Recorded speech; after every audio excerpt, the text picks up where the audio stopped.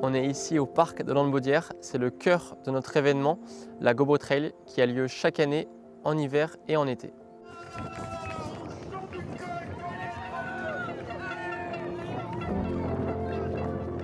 J'aime beaucoup les jeux de mots et du coup Gobretière, Gobo Trail, c'était assez parlant pour les personnes qui sont du coin.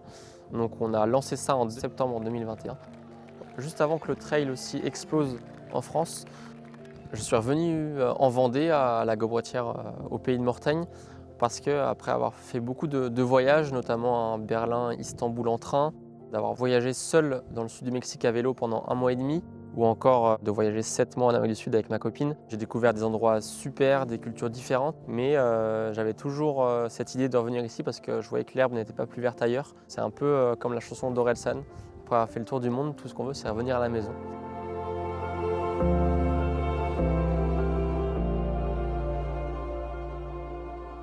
Je m'appelle Quentin Sureau, j'ai 30 ans, je suis originaire de la Pagerie, un petit village dans la commune de la Gobretière. Mon papa est agriculteur, une enfance classique, le petit dernier de la famille, avec mon grand frère et ma grande sœur.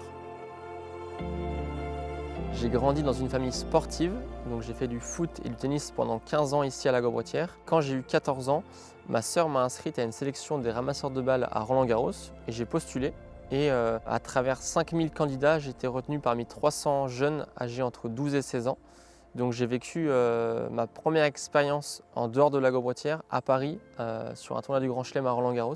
Donc je pense que ça a été le déclic, le fait de participer à un événement aussi grand, de toucher à des métiers dans l'événementiel sportif. J'ai pu aller sur les grands cours comme le cours Philippe Chatrier ou le Suzanne Lenglen et où il y avait 10-15 000 spectateurs. J'étais au bord du terrain à côté des joueurs, dont Federer ou Nadal. Dans mon œil d'adolescent, voilà, j'ai rêvé grand et je me suis dit pourquoi pas un jour travailler dans cet univers-là. Donc je suis dirigé en fait naturellement vers des études en STAPS, en sciences et techniques des activités physiques et sportives à Nantes pendant 2 ans. La 3e année, je l'ai effectuée en Espagne, aux îles Canaries, à Las Palmas de Gran Canaria, en Erasmus pendant 1 an. J'ai toujours aimé l'aventure. À la suite de cette licence, j'ai fait un master management du sport. C'est là où j'ai décroché mon premier CDD, mon premier contrat à la Fédération française de tennis à Roland-Garros, où j'ai pu y travailler pendant 2 ans et demi. J'ai eu la chance de vivre Roland-Garros 15 fois jusqu'à aujourd'hui, de ramasseur de balles jusqu'à ma dernière année en contrat à la Fédé. Et j'ai eu la chance aussi de partir 2 fois à l'Open d'Australie à Melbourne, car il y avait un échange entre les ramasseurs de balles australiens et les ramasseurs de balles français. Une chance inouïe de partir à l'autre bout du monde et de vivre de sa passion. En parallèle, j'ai eu la chance aussi de vivre 4 Tours de France au cœur de la caravane publicitaire, dans la sécurité et la prévention du public. J'avais envie de découvrir autre chose et dans un coin de ma tête, il y avait les Jeux olympiques et paralympiques à Paris. Donc je me suis dit que c'était une opportunité unique de vivre ça. Et donc j'ai postulé sur un poste au village des athlètes où j'avais la responsabilité de coordonner l'arrivée et le départ des athlètes, des délégations du monde entier. J'ai tout donné pour essayer de vivre cette expérience du mieux possible. Et professionnellement, ce que j'en ressors, c'est qu'il y a toujours des imprévus dans l'événementiel sportif. Mais il faut réussir à s'adapter en temps réel. On essaie de tout anticiper, de planifier tout en amont. C'est pour ça qu'on bosse des fois plusieurs mois, voire des années sur un projet.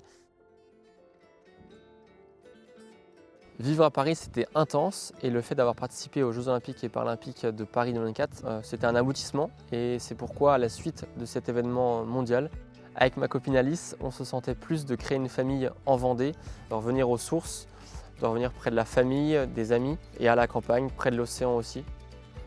J'ai toujours été attaché à la Gobretière, à mon village, à mes proches. Donc après avoir fait le tour du monde entre guillemets, d'avoir été dans pas mal de pays, j'ai vu que l'herbe n'était pas plus verte ailleurs et que j'avais envie vraiment de m'enraciner, de vivre ici.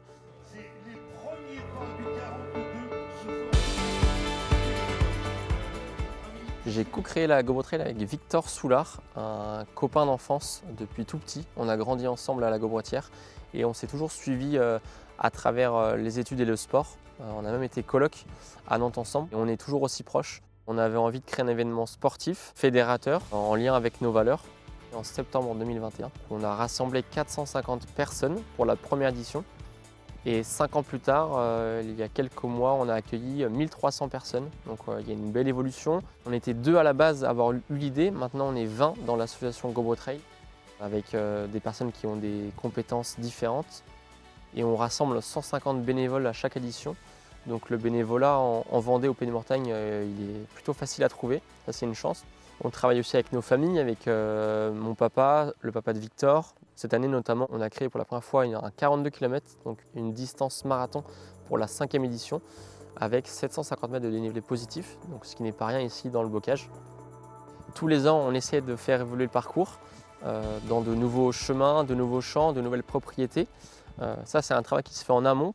Et après, ça descend en fait du Sourdi jusqu'à la Sauvagère. C'est aussi notre volonté de faire découvrir des endroits aux gens le temps d'un week-end qui ne connaissent pas. Ça me fait plaisir justement à la fin de l'événement quand il y a des gens issus de la commune qui me disent « Tiens, je ne connaissais pas cet endroit-là ».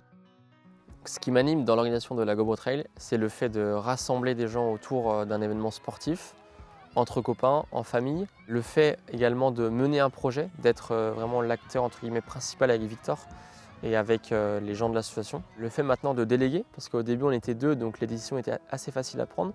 Maintenant on est plus, il y a de nouvelles personnes qui ont des superbes idées, mais aussi il faut réussir à lâcher des fois le bébé entre guillemets, prendre un peu de recul. Donc j'aime aussi ce rôle-là, j'arrive à voir la globalité du projet. Et le jour J, j'aime aussi être un petit peu l'électron libre. Le fait d'aller voir au retrait des dossards, si tout se passe bien, à la consigne, au bar. Après 4 éditions été de la Gobro Trail au mois de septembre, c'était toujours trop long d'attendre un an pour reprendre une nouvelle édition. Donc on a créé une édition hiver. La 2e édition a lieu en mars 2026. Donc ça nous fait 2 événements à l'année. Et c'est en soirée, c'est un samedi soir. Donc tout le monde est avec les frontales, c'est une ambiance différente. Et en plus de la version hiver, j'ai créé le mardi transpi. Donc assez facile à comprendre. Chaque mardi, on va transpirer tous ensemble autour de la course à pied. On est 60 adhérents maintenant, je ne m'attendais pas à être aussi nombreux, mais c'est top. De différents niveaux, femmes et hommes réunis. Des séances différentes, un peu de renforcement musculaire, du fractionné, des séances de côte, etc. Et le petit plus, c'est d'aller chez des producteurs locaux pour découvrir aussi leur univers. Ça nous fait un petit ravito pendant la course à pied, pendant l'entraînement. Donc j'essaie d'allier sport et local.